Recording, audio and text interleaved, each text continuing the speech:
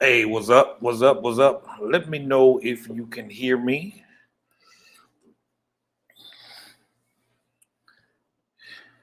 We are about to get this started. If you can hear me, make a comment, please, so I can know that you can hear me loud and clearly.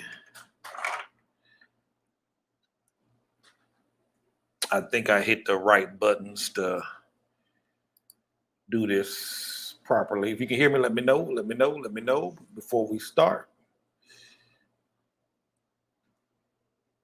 Can you hear me? Let me pull up on my phone.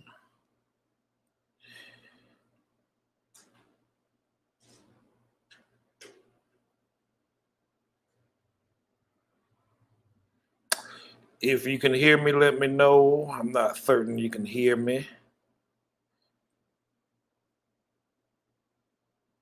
All right, good. Thank you, Markel. Thanks, Mary, Adrian, Kiva. How are you all doing today? Good, good. Okay, audio was clear. Thank you, thank you, thank you. I'm gonna wait just a moment before we get going. Give a few minutes for folks to get in. If y'all have any questions, feel free to post them below, and we will get this thing going. It's been a long road to recovery, and whew, a lot about the healthcare system in foreign countries. Still trying to navigate it, still trying to figure it out. So, thanks, Cammy, appreciate it. Thank you, thank you, thank you. Been figuring out this, navigating this healthcare system here in Mexico is both a blessing and a curse at the same time. And I'll talk about that in a moment. So we'll get started in about 3 minutes. Thank you, Andre. Appreciate you. Um, we'll get going in about 3 minutes just to give folks time to get on board. Oh, I was out at the mall yesterday. Went to wanted to get some fresh air because it helps me breathe better. And ran into somebody, a young lady named Tiffany. And she was like, Cartez, what are you doing walking around? You need to go somewhere and sit your behind down. And shortly after that, I was like, yeah, I probably should have listened. You know what I'm saying? Whew, you don't appreciate your health until something go down. You start to wish you do a better job taking care of it. Hey, Julie, thank you, ma'am. How are you? How are you? Blue collar, what's up? What's up? What's up? So I got a bunch of stuff to share. I'm gonna give y'all an update in just a minute. Wait about 2 more minutes and we're gonna get started. If y'all have any questions, feel free to post them below. I'm trying to talk low without getting too excited. Once I get excited, I start having a hard time breathing. So hopefully, if all goes well, I'm gonna try and have this surgery done by Friday, by the end of the week. And a few things that are different here in Mexico. Here, you got to pay up front. They want their money. You know what I mean? The results, Roger, they came back, but it came back benign, so that's a good thing. I shared that a couple of days ago. The biopsy came back benign, but still the size of the mass, which is compressing against my airway and has completely shifted my airway, is the issue, making it difficult to breathe. And then when I get excited or mad or angry or emotional or something like that, my airway starts constricting even more, and it makes it even more difficult. So 1 more minute and we'll go ahead and get started. I hope y'all are doing well. And I'm all right, I'm just making sure this is recording here. Um,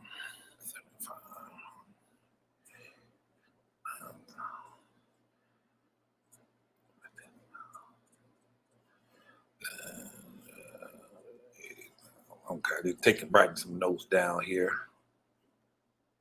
How long can you stay in Mexico without a visa? So technically, they don't necessarily give visas per se. They give you like a tourist card called an FMM. Traditionally, it was good for 6 months. But a lot of folks were taking advantage of that. You normally come in, they stamp your thing 6 months, and you got 6 months. Then people will leave, cross the border for a day or two, come back and get another 6 months. But they're cracking down on that. And right now, there's no set number. It's really at the mercy of the agent. I've heard people come back into Mexico, and they have return tickets that might show 30 days later that they leave it in a month, but the agent give them 2 weeks, 10 days. So it's no longer the come into Mexico and get 6 months. Nobody knows right now. Really at the mercy of the agent. Best thing to do if you plan on being here a while, I mean, really is have some solid proof that you're going to be here for 4 months. Show them a game plan that you're going to be here for 4 months. Hotels or Airbnb showing you leaving on such and such a date, return tickets and all of that. If you plan on being here long term, the simplest thing to do is really just get a temporary visa, which are good for like a year. And they're pretty easy to get, very inexpensive. And, so if you feel you're going to be here for a while, that might be the route to go and whatnot. So how did you choose a surgeon? Let me write that down. All right, we're going to get started in just a second. How did you choose a surgeon? That's a good question, Roger. All right, so hey, welcome. I'm Cartes, of course. Welcome to Move Abroad and Thrive. Broadcasting live from my humble little home in Merida, Mexico. So here's the deal. Many of you know I've been dealing with some healthcare issues. Initially started out with my daughter having some issues, some mental health issues. She started out with some psychosis. They still trying to diagnose it and trying to exactly figure out what's going on with her. So been taking care of her. So like I said, with this medical healthcare system, we've been navigating it because it initially started with her trying to find her treatment. And, that's been a journey in itself, but she's doing much, much better now. In fact, the doctor that we have, he's starting to back her off of some of her medicines and going to swap it out for some other stuff because her psychosis got pretty bad. Got to a place where she thought people were trying to come and get her, kidnap her, thought snipers were following her, trying to shoot her, and thought she had bugs in her and was cutting her arm, trying to get them out. And, it got pretty scary for a while. And so we had to find a good psychiatrist. And just like in the United States, you got to find the right doctor. The first doctor might not be as great. The second one may not be as great, but you got to find that one that works best for you. And so we went through a few psychiatrists, and then, they did, went through some new neurologists. They were doing a variety of testing to try and figure out what was going on. But we finally found a good one. Oh man, name is Dr. Escalante, and I'll post it somewhere. Dr. Escalante, just a genius at this stuff, man. We got to working with him. And like I say, now he's backing off her medicines. Her episodes have drastically dipped. And so he's backing her off her medicines, and she still is not having any episodes. And so he's continuing to adjust. And just a really great guy. And so now that she's starting to get stable, then I ran into some health issues. They ended up finding a mass in my chest that extended down from my thyroid all the way down into my chest.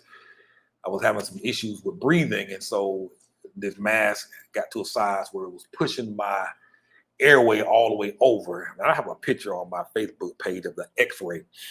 You can see my airway just completely off track. It's supposed to be going straight down, and it's completely off to the side. And part of the mass is compressing part of the airway, closing it up a little bit, making it difficult to breathe fully. So when I get mad or angry, I just have a time just getting some air. And so I remember the first time it happened, I thought I was going to die. I was like, God, this is the end. This is how I'm going to go out. This like this. And, and I mean, if I'm honest, I I'm satisfied with the life I had, but you have some doubts and regrets because you realize you could have lived it better. You know what I mean? There's more to just whatever it is we're doing in the moment. You know what I mean? So that was the only thing I started feeling bad about. I was like, man, it's so much more I wanted to do. Want to make sure my girls and my kids are straight. And to think that it was going to end in that moment, it was started getting kind of depressing because you just slowly felt that air. As time went on, my I guess my airways started to constrict and constrict, and it was just getting to a point where I just couldn't breathe anymore. It's like I couldn't get any more air, and I was like, this is it. I wasn't scared or nothing like that, but depressing. You know what I mean? Because it's like, God, there's more. There's more. This is not it. So, anyhow, made it through that, and went to the hospital, of course, and then shortly after they found that mass in my chest. So the next concern was if it was cancerous or benign. Didn't know. So we got those results. They did a biopsy, and it was benign.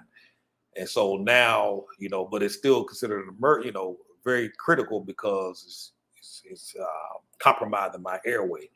So now we're looking at trying to get that resolved. So surgery for that is going to run between. They gave me a ballpark figure for like $7,500, $7,500, which is about 150,000 pesos, just for those who are using other currencies from other parts of the world.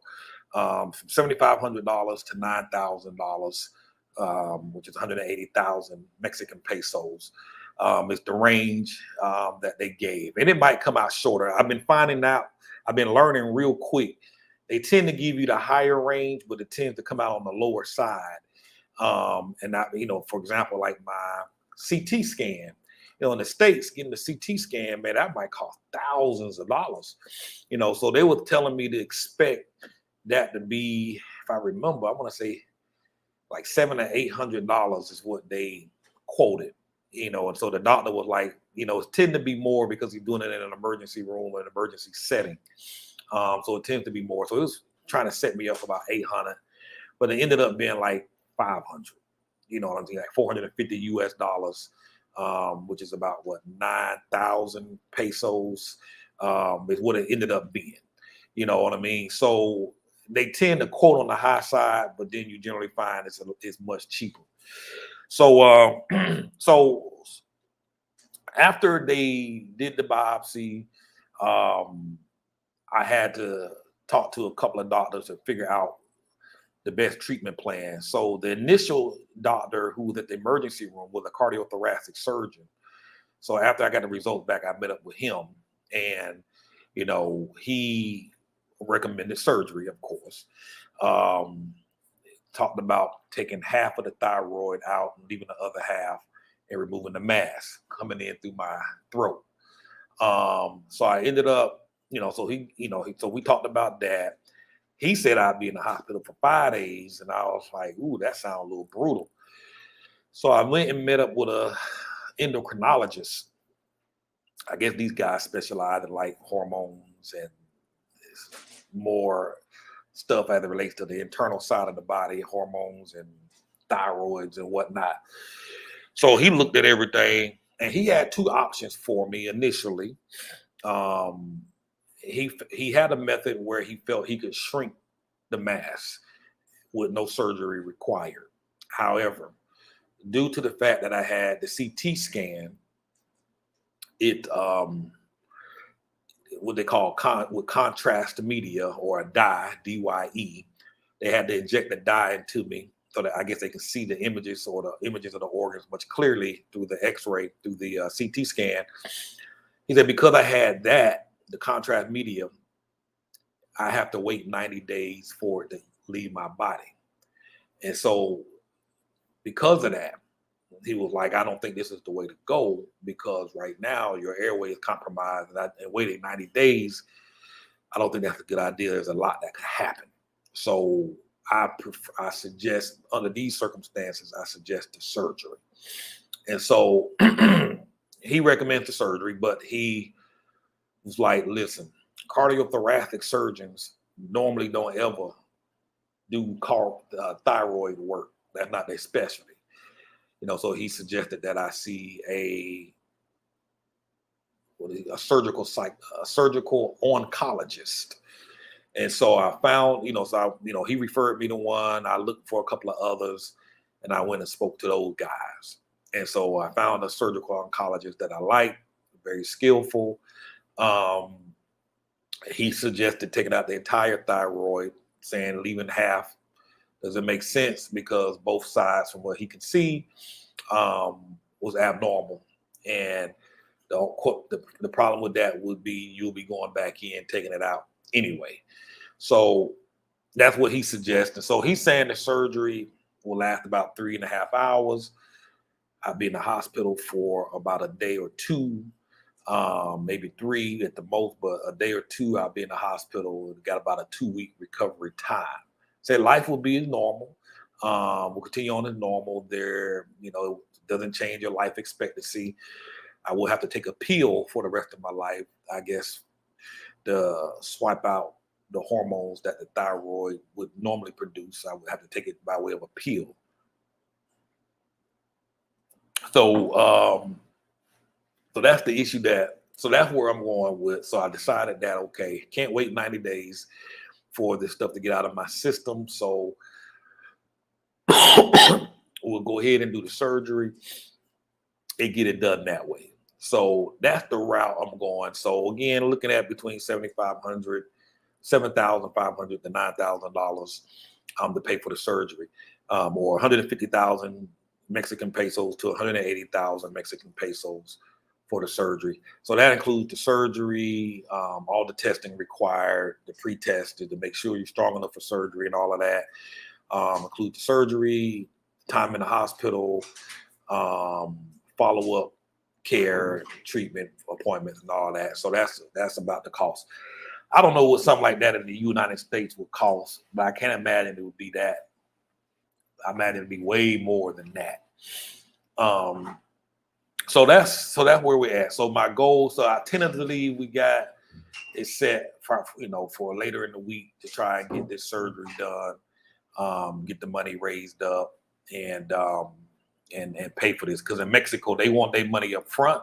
You know what I mean? And I'll talk about insurance in a moment, but they want their bread up front, and you got to pay. You know what I mean? Which it's a catch-22. I know in U.S. you have these laws that say you have to be treated. You got to but in the end, I guess it comes at a cost. You're not going to walk into a hospital in the United States and get a CT scan for like $450. In an emergency setting, from my understanding, in a non-emergency setting, it's even cheaper. You know what I mean? So people could go get CT scans here at a reasonable price as a preventive type thing to find stuff, or MRIs, and find stuff way before they happen. Because in the state, they generally don't order no MRI or CTs unless it's absolutely necessary. So again, I talked to my appointment with the cardiothoracic surgeon was $40. You know what I mean? And he was present the entire time when I went back for a follow-up appointment. It was $40 to see him. Same thing with these psychiatrists, neurologists. The one thing about the healthcare system here, you get the doctor's phone numbers and you can message them and talk to them we use WhatsApp to communicate. I can message this cardiothoracic surgeon now, and if he's not in surgery, he's going to respond back to me. And that's how it was with the care of my daughter when she was sick. We were talking to the doctor the entire time. There's no middleman. You going straight in, talking to the doctor. The surgical oncologist that I'm talking to. We're messaging each other. He's checking on me. I'm talking to him directly, giving him my symptoms and sending him my lab, sending them this, sending them that. That would never happen in the States. So that's why I say it's almost like the old days. The quality of care is absolutely amazing. You're talking to these surgeons and these physicians and these doctors right here in your face. So that's why I say it comes at a cost. In the States, healthcare is astronomical. I learned that most people as they get older, you know, like me, I'm getting older, people tend to get sick like me. And it's generally a medical emergency that puts them in the hospital. And one, they generally maybe not recover all the way. Um, and then they lose their job, or the medical bill is so astronomically high that they can't afford to pay it. And I just learned this the other day. The number one of the in the top three people who foreclose on properties and take them, confiscate them, repossess properties are hospitals and the medical industry. Because when people can't pay those $200,000 doctor bills because they had to have surgery, or heart surgery, or lung surgery, or whatever surgery, the medical facilities come and take their house. And now these folks are homeless.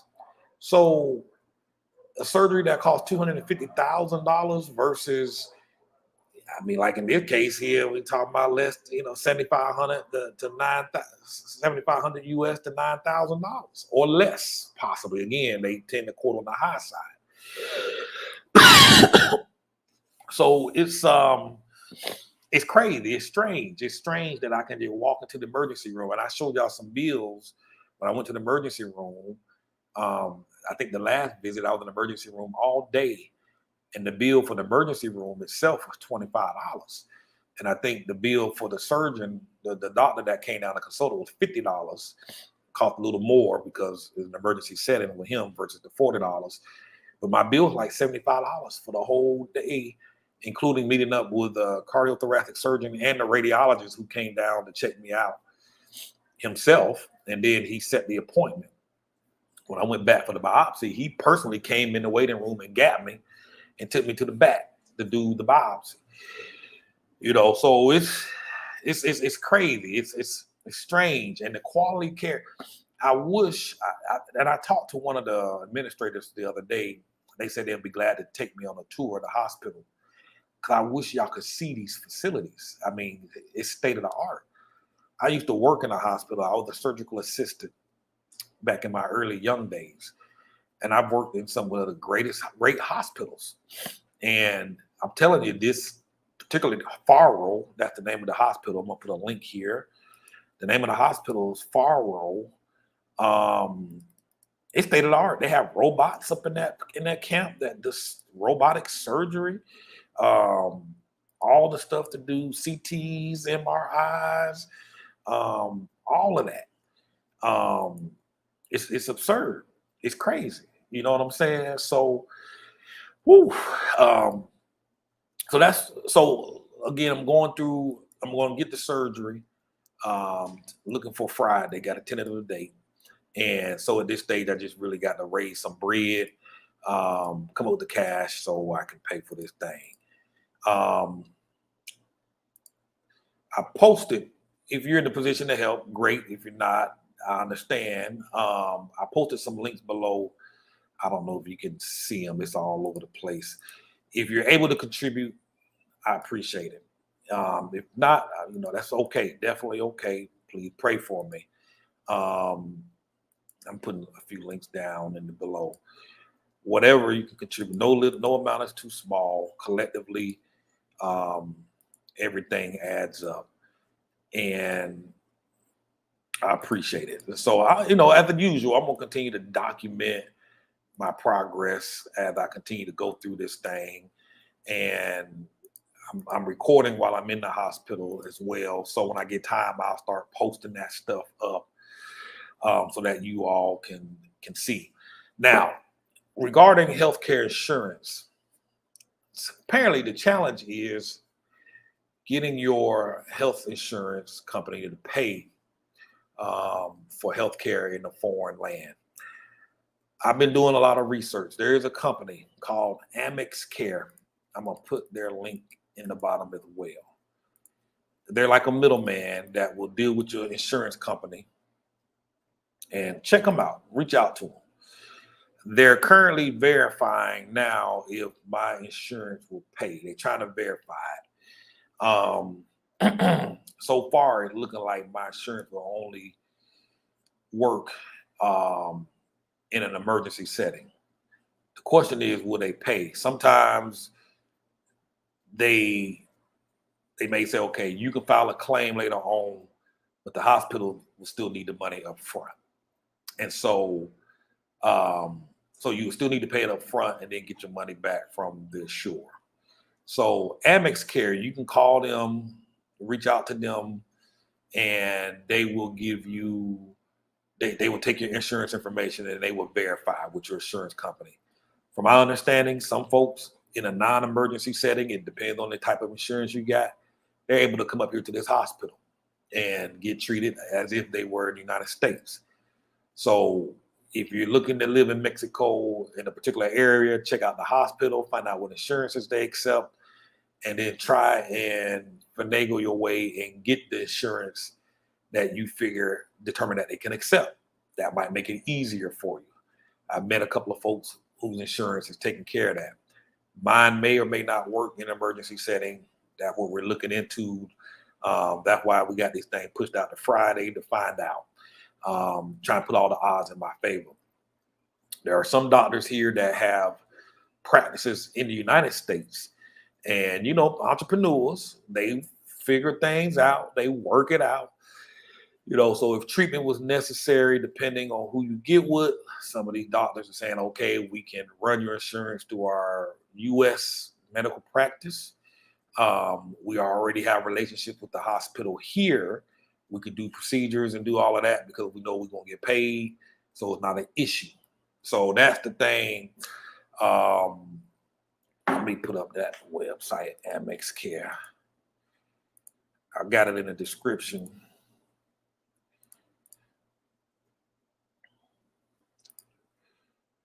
So y'all check that out and verify. This is information to know in advance. I am an insurance agent in 34 states in the U.S. This won't be covered in Mexico.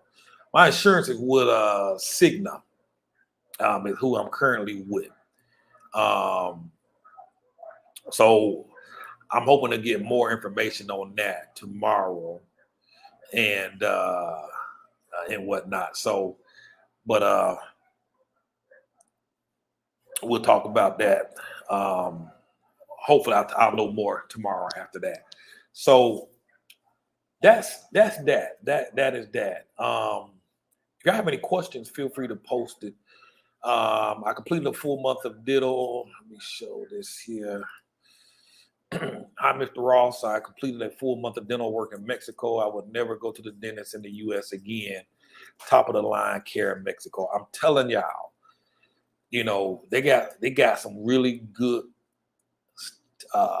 care here. A lot of people think it's bad. They think it's poor. I'm talking state of the art. How much did you pay approximately, Gail, if you don't mind sharing? You know what I mean? So what did you get done and what did you pay? There's a dentist literally next door to me. I can walk out my front door, turn left at the corner, and his office is right there. And he pulling teeth out for like $25. Yeah, 25 US dollars. You know, he doing full cleanings and exams, x-rays, all of that for next to nothing. I mean, for what it would be for us, people coming in with US dollars. Let me see here. Great information. I verified with my US medical insurance that they will reimburse. I may have to pay up front the complete forms to have. Okay. So yeah. The quality of care here is great. Now, you hear people talk about how bad and poor quality of care is here in Mexico, but there's a lot of no different than in the United States. You can find reviews on doctors who do horrible and botched surgeries, bad dental work, bad service, bad hospitals. That's everywhere. You go on any review site in the United States and you're going to find the bad there. Somebody done lost their wife in the hospital, surgery went bad, such and such died. It happens everywhere. This is no different. No, like any other thing, you want to do your research, find the best doctors to work with, listen to referrals, look at reviews, and make decisions based on that. So you got to do your homework. You definitely got to do your homework. So that doesn't just randomly showing up here doesn't excuse the homework. I talked to multiple doctors to figure out which one is the one to work with me, which one works best for me. If you get sick, what's important for you, if you're going to be here for a while, the first thing you should do is find a good primary care doctor. Because once you go to the emergency room, just like they do in the United States, once you go to the emergency room, the first thing they're going to do, they're going to give you a clean bill of health. And they're going to tell you to follow up with your doctor. If you don't have a doctor to follow up with, you're going to have to navigate this thing and figure it out for yourself. And that makes it even more complicated and more difficult.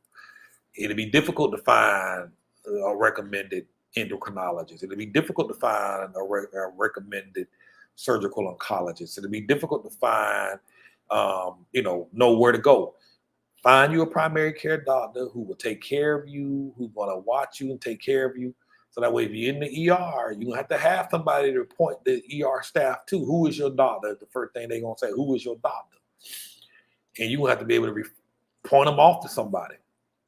So it wasn't this doctor get all the results, and then this doctor continues to be in the process of guiding you through the next step in the healthcare system. So if you don't have a primary care doc, if you're living abroad, find one.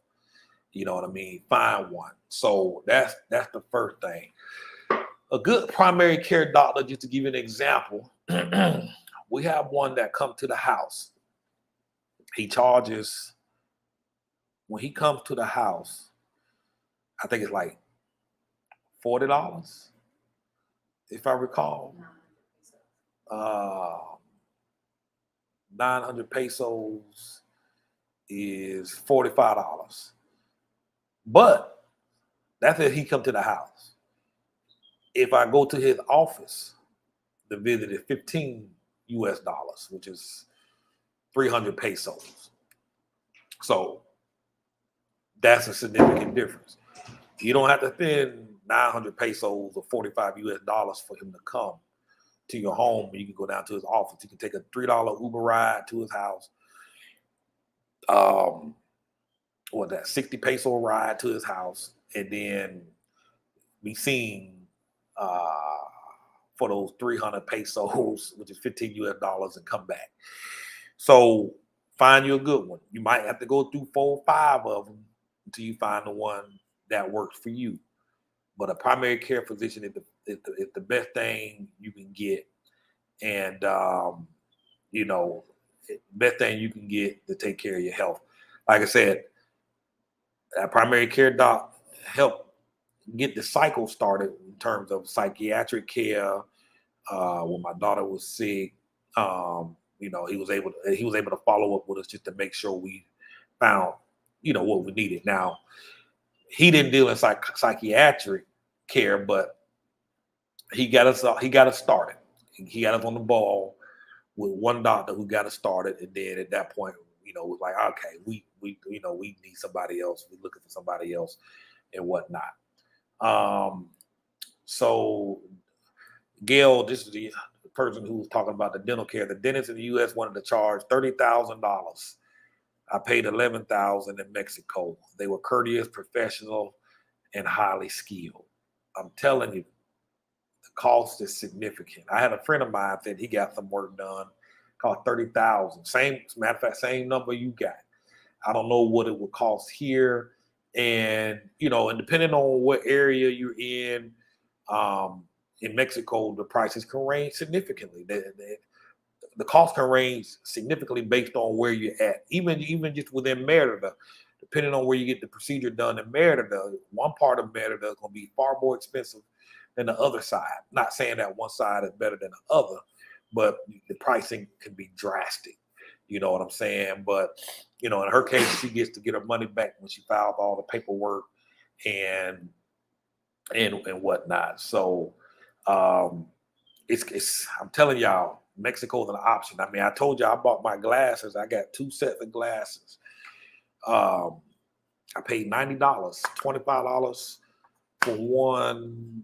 I think the $30 for one, and I can't remember the math. But $90 for 2 sets of glasses. that cost. It also included the exam. They gave me some cleaning supplies. They gave me some cases. This is not the case, but they gave me some cases, and good deal. Good deal. I mean, my daughter got some contact lenses for 90, what was it? $80, $90. I can't remember. So I got these 2 sets of glasses for $90. But no, I think she paid. Haley, how much did we pay for those contact lenses? How much did we pay for your contact lenses?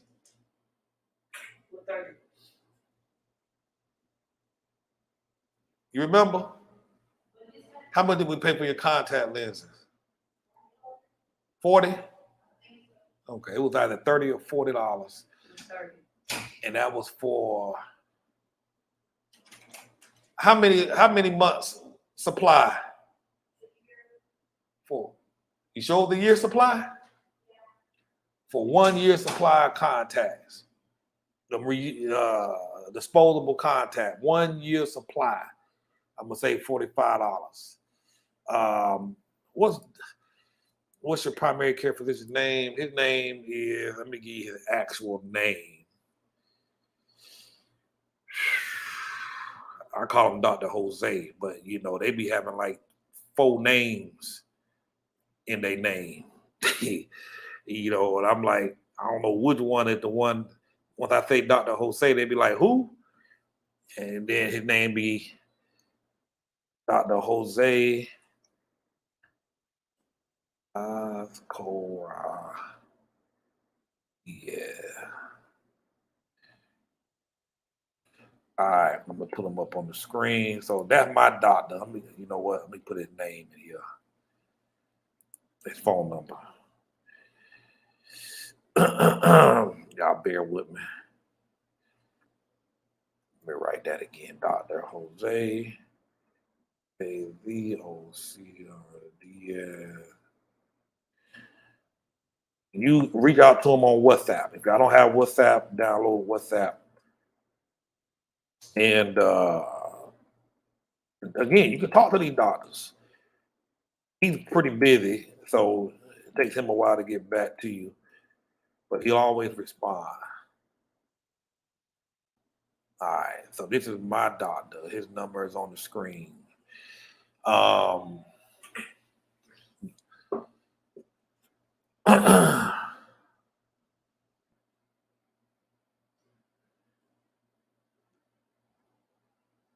So, all right, so I'm just looking at some of this thing. So, Kate, I'm looking to have surgery later in the week. They're going to do a thyroidectomy along with taking out the mass. They had another method, and I'm just giving this real quick for those that showed up, just popping in. There was another opportunity to shrink the mass with no surgery, but because when I had the CT scan, they had to inject this contrast media or dye into my body that takes that particular treatment out, because I need to have the media, or the contrast media has to be out of my system. And it takes 90 days for it to get out of my system.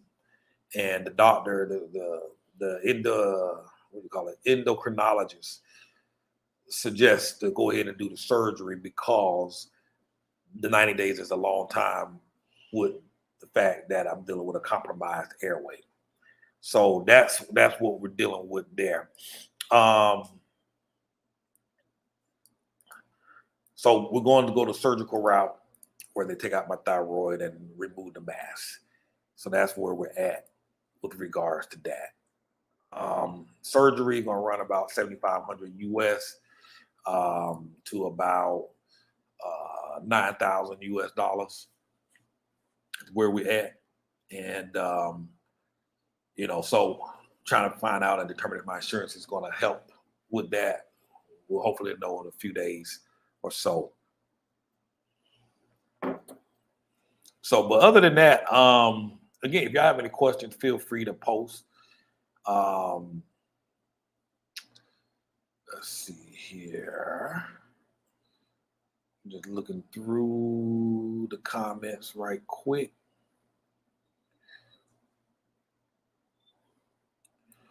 So, like I say, so overall, I am. So the other thing, I had decided to try and do the surgery at home, come back. As much as I would love to stay, I was going to try and go back to the States to get it done. However, I ended up having another issue where my airway started closing up on me. And, the doctor was saying, probably not a good idea for you to fly because of what you're dealing with right now. So that option is kind of thrown out. So that option is kind of gone. That option is kind of gone. So that's why I'm trying to hang around here and get it sorted out, figure it out to get it done here. I don't want to get on a plane. Because again, with me, if I get stressed out or get mad or angry or fearful or frightful or something, my airways start closing up. And so that's the deal. Please tell, how do you pay? Do you pay the whole $9,000 at once, or will you be allowed to pay as you go? That I don't know yet. I keep hearing stories of folks getting surgery. Like somebody might have a heart attack and then they operate, and there's a bill $20,000, and they keep them hostage. Not literally at gunpoint or nothing, but they keep them in the hospital until the bill get paid. This is what I hear. I don't know how accurate that is, but I keep hearing it enough to possibly believe that probably is true. So I don't know if they take payment plans. From my understanding, they generally take a credit card from you up front, have one on file, and whatnot. So that part, I don't know. I'll keep you posted on that because I'm trying to work it out at the moment. Looking back, how long do you think this thing was brewing? Well, the doctor said it's been growing there for years. He said this wasn't overnight.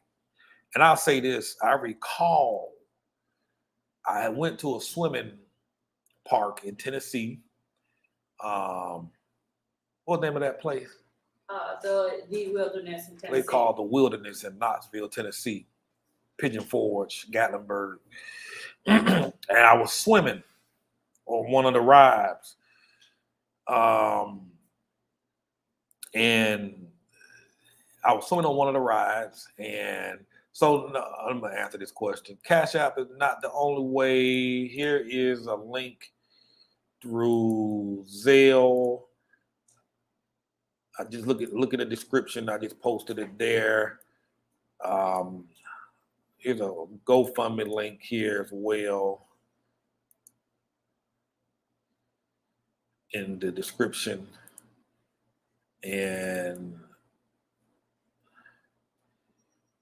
I'm gonna answer your question. So I hit my head on one of the rides and I got a concussion. And they went and did an x-ray of my head. I put some other payment options in the description. Hopefully you can see it. Let me know if you can't see it. So I hit my head. They did an x-ray and they saw a small mass on my thyroid. They said it was on top of the thyroid. And they, of course, ER, out of town. They told me to go get it checked out. So, and that was probably 5 years ago. And so I did get it checked out, but they said it wasn't growing. When I finally got it checked out like a year later, it didn't grow any, so I didn't concern myself with it. So it's been festering there for a while. So before I left to come to Mexico, I did get it checked out again. And the doctor saw something there, but it wasn't as big as it is now, obviously. Well, maybe before, maybe a year, maybe almost 2 years ago, maybe a year before I came to Mexico, I had it checked out again. It wasn't as big. And So they suggested I get it looked at. So I had an appointment to see a doctor. Well, one day the doctor called me on the phone and was like, hey, now I had never met the doctor, never been to an appointment, never seen the doctor. Like, hey, I need you to come in on such and such date. They're gonna do some scanning, or I don't know, he used the word alignments or something like that to see where everything is at. So we can do surgery, we go ahead and take it out. And I'm like, dude, what do you mean take it? We hadn't even met. You talking about cutting me? I don't even know you. We hadn't even met. So I said, you know what? I knew I was gonna be traveling abroad. So I was like, you know what? I'll get this checked out now. Make a move abroad. So didn't get it checked out. Did not get it checked out, and so it's grown. So it's been growing there for a while. Am I assuming that was the same thing that what they found 5 years ago? It's the same thing that is today, which from everything indicates that's probably what it was. Same thing. So I'll say this. My mom was like, well, not my mom. A friend of mine was like, you think you should have gotten it done then? I was like, no, I mean, I'm here now. At least I got a full 5 years out of this thyroid working. You know what I mean? Versus having my thyroid gland taken out 5 years ago.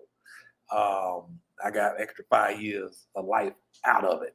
You know what I mean? So, I don't quander over whether I should have done something then versus not or now. In all honesty, I was talking to my daughter today that I just had an outlook that everything, do y'all mind, young ladies? Do you mind? Y'all want to talk? Y'all go in the other room? Go. Go. You distracted me. I'm on here live. Go. Sorry, y'all. So I don't tend not to get. Thank you. Thank you very much. I appreciate your support. Thank you. Thank you. Thank you. Thank you. I try not to get caught up in whether I should have did this or did that. Because, like the young lady just mentioned, hindsight is always 20/20. I always try to find the good in the moment, in the circumstance. I like these glasses better now that I'm looking at it. Anyhow, sorry, I got distracted. Here's the deal. Because of what I'm dealing with now, I'll say this. I believe, how should I say this? I'm sensitive to changes in my body because of this thing that I got going on right now. When I get mad, my airway closes up.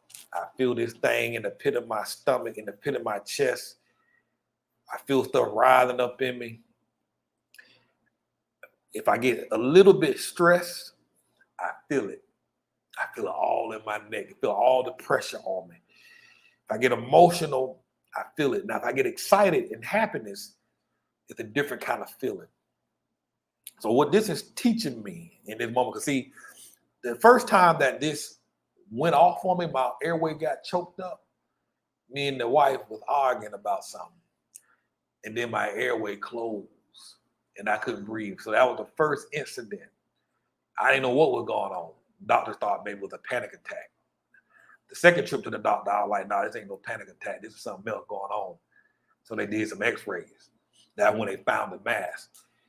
But my airway closed up completely, just about. And so then it happened again. Got to arguing again like a week later. And so the doctor was like, all right, don't be arguing. Simple solution. So for the last 2 weeks, I had to keep my mouth shut. I couldn't get mad. I couldn't get riled up. I couldn't get angry. I had to calm myself down. And so now what I'm learning is this. God is showing me, teaching me. I don't have to. So I'm gone almost 2 weeks without arguing and yelling. Let her tell it I'm an asshole. I haven't been able to argue. I had to keep quiet and relax myself. But I will tell you this, all of this stuff, now that I'm sensitive to how the slightest agitation or urge or anger will affect me, I can feel it. Everything in my inside start closing up. I was like, this proves to me how anger, resentment, bitterness, unforgiveness, how all of that will jack you up and make you sick, physically ill, and just eat you up from the inside. And that's exactly what's happening because I feel everything right now. If I get annoyed, everything tenses up. The cat outside jumping in my trash can. I was like, get out my trash can. About to go to the hospital over a doggone cat. But just that natural reaction for a split second called. Now, I wasn't even mad at the cat. The cat was just in the trash. I like, cat. And then in that moment, I was like, God, this damn cat gonna kill me. It was not the cat, my reaction to the cat. So I'm super sensitive to everything right now. So that's why I have to stay calm and stay relaxed because this thing will close up on me. So that's the so all these years, I'm being honest. I've been angry for a long time. I have resentment, bitterness, rage, hatefulness in my heart, hatefulness in my spirit. It didn't do nothing but hurt me and cause me all kinds of sicknesses and illnesses, cost me my business, cost me everything. So now, in these last 2 weeks that I've been calm, I've been shown, I'm seeing a whole other side. I'm like, man, I don't got to fight. I don't got to fight these battles. I don't need to say nothing. I don't got to defend myself. I don't got to say nothing. You know what I mean? That's why the Bible teaches vengeance is mine. I'll fight your battles. Don't be bitter. Don't hold anger. Don't be envious. Don't be jealous. Don't be, it makes you sick and it eats you up. And so as I'm going through this and after this surgery, man, I'm gonna be a new person. Man, I don't got time to be mad no more. I got other things to do. More important things to do. You know what I mean? Now that it looks like I'm gonna be around for a while. So got to get rid of this stuff, man. You got to purge it, as Kate say. You got to purge it. Grief, guilt, remorse, anger, purge and lay it down. And that's what God tells us to do in the Bible. When you look at the Bible and you start studying these things, I mean, he gives us the recipe. We just so hard-headed, we don't want to listen and do it. We feel we got to take out the revenge ourselves and get the other person ourselves. God said, hey, leave it alone. I'll take care of it. You don't gotta fight it. You don't gotta deal with it. Back off. And so I see what anger does. It's been eating me up alive from the inside out. You know what I mean? So that's something I need to work on. And perhaps that's what exacerbated the growth of this thing, because I promise you, about a year and a half ago, when they did it, it was still small. Something had to have agitated in the last 12, 13, 14 months to make it grow at such the fast pace that it's growing. And I know how I've been in the last year, just angry. If I'm being real, you know what I'm saying? So yeah, like Julie says, to truly thrive, we gotta let that stuff go. Got to let it go. And I believe that. I believe this 100%. You know what I mean? It allows peace, allows you to be in peace enough to think clearly. You know what I'm saying? So let's see here. So Kate says, Cortez, may I please share something? My mom was murdered in 2019. I carried so much rage and grief. I was diagnosed with stage 3 breast cancer in December. So please do take care. These emotions can be bad. And Kate, I'll keep you in my prayers. Writing your name down now. And Kate is right. This stuff is connected. There's no doubt about it. There is no doubt in my mind right now that this, this stuff is, it's poison. The Bible says, I can't remember that scripture. Kate, we'll be praying for you, Miss Kate.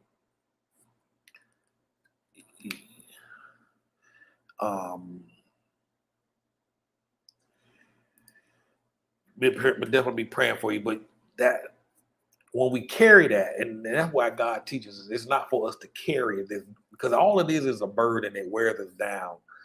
And now I feel it. I feel it easily now. I feel it 100%.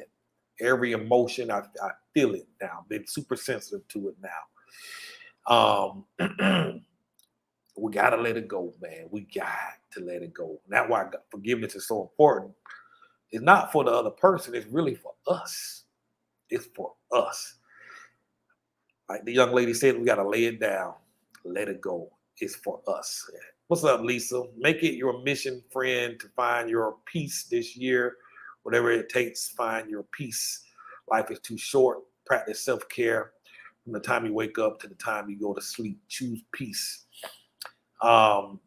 You know what I mean? And as Kate says here, I want you and everyone watching to please cleanse your emotions. You know what I mean? We got to let it go. We got to let it go. It serves nobody no good. Everybody around you suffer, but you suffer the most. So I don't know if that's been helpful to anybody. But as I'm going to be continuing in this healthcare system, at least for the next week or so. I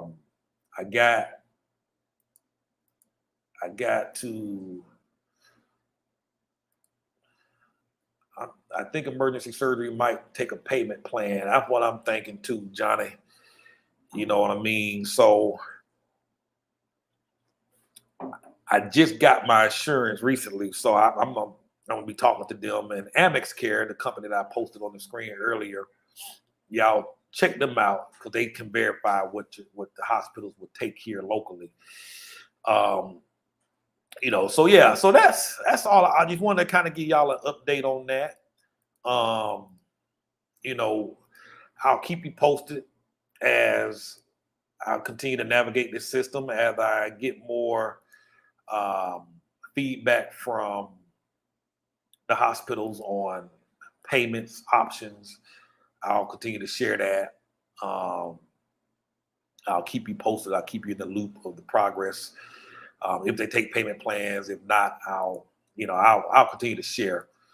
So I put if you would like to contribute and donate, I appreciate it. I got my Cash App on the screen.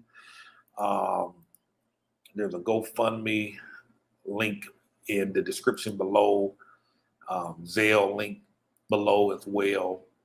And I appreciate your help and assistance. And thank y'all. If you have any questions, let me know. Post your questions. I'm going to hang out for a couple of more minutes. If you got any questions, post it below. I'm happy to answer anything you got. And let me know. I'm just making sure I got all my notes covered. I appreciate y'all's prayers. I appreciate y'all's support. And let me know how I can continue to be of assistance. And again, let me know if you need anything. I didn't see the GoFundMe link. It's in the description. Also, it's on the screen right now. After this video hangs up, I'll post it on the Facebook page itself. I don't know if I can do that right now. I will try. I'll come back to the post itself and post it in just a moment. So yes. I appreciate y'all. So I'm gonna go ahead and sign off. I need to go relax and rest up. and get some rest. Got a long day tomorrow. So appreciate y'all tuning in. Thank y'all. Definitely, yeah, I'm gonna try and make that lifestyle change. Melanin in Asia asked, do you think you will also change your nutrition? Oh yes. That's step one. That's step one. I'm definitely gonna do that right away. Right away. Each bite of food I take is either helping me or it's hurting me. And the stuff I've been eating lately, it ain't been helping. So that's next on the agenda. Let's see here. Oops, where did he go? John Chapman's asked, do you like living in Mexico more than Medellin? I do.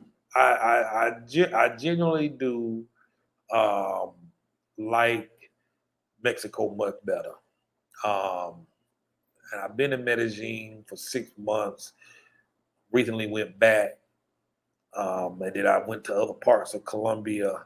Was actually looking for a place to live in Colombia, but when I ended up here, it just felt much more like home.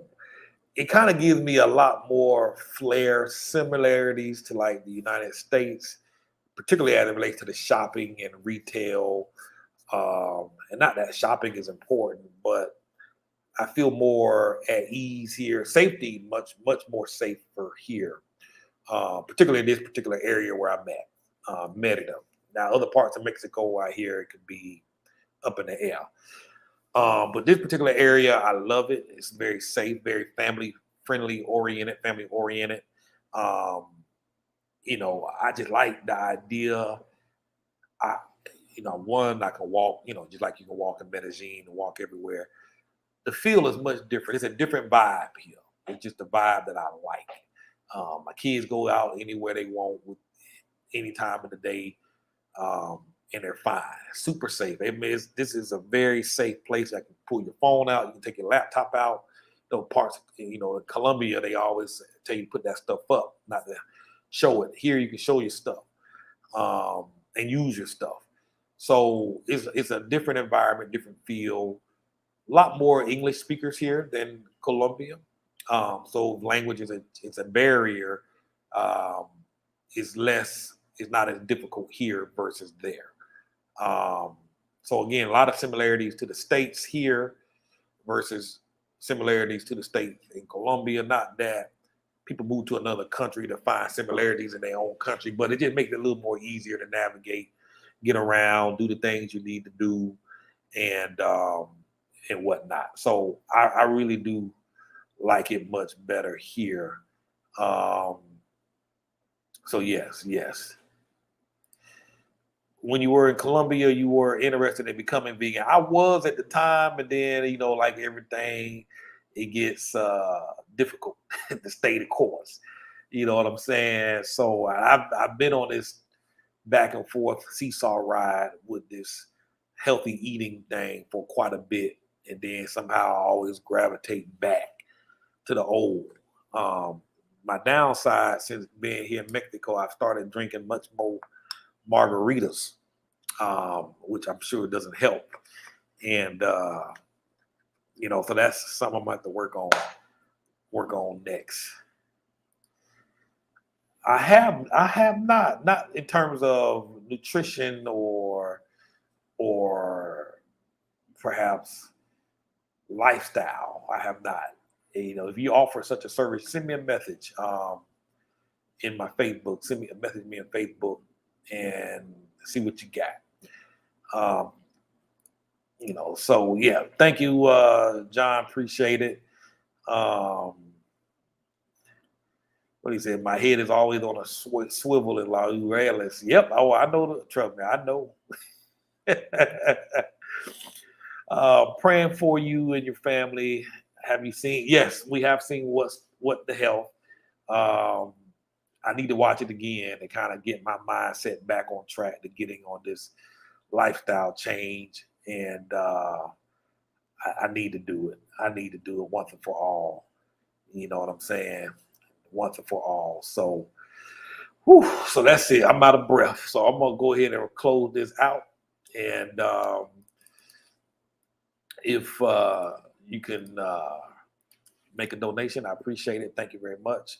And I will keep you posted. Keep you posted. Keep you posted. Keep you posted. So thank y'all for watching. That's my Cash App on the screen. Thank y'all for watching. Have a wonderful day.